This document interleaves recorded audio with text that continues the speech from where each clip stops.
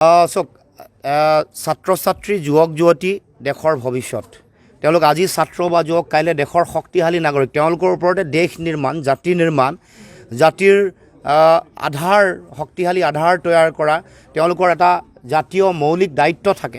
গতিকে দেশত এই সময়ত 63.88% ডেকা প্ৰজন্মৰ মানুহে ভৰি আছে। তাৰমানে 60%তকৈ বেছি, 60%তকৈ বেছি।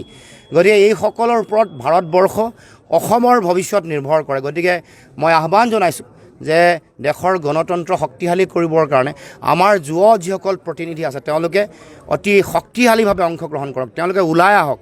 তেওঁলোকৰ যিটো জাতীয় দায়িত্ব বা তেওঁলোকৰ সাংবিধানিক যিটো দায়িত্ব, গণতান্ত্ৰিক দায়িত্ব, সেই দায়িত্বসমূহ যাতে পালন কৰি মানুহক সজাগ সচেতন কৰি সঠিক, শুদ্ধ আৰু যুক্তিপূৰ্ণ সিদ্ধান্ত যাতে যুৱ প্ৰজন্মই গ্ৰহণ কৰে, তাৰ কাৰণে সকলোকে আহ্বান জনাইছোঁ।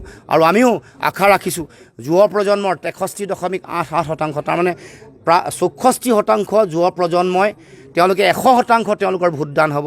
তেওঁলোকে বেলেগক অভিভাৱকত্ব দিব, তেওঁলোকক গাইড কৰিব, পলিটিকেলি কনচিয়াছ কৰিব কাৰণে ৰাজনৈতিকভাৱে তেওঁলোকক শিক্ষিত বা ৰাজনৈতিকভাৱে সকলোকে তেওঁলোকে প্ৰেৰণা দিবৰ কাৰণে সকলোৱে প্ৰয়াস কৰিব।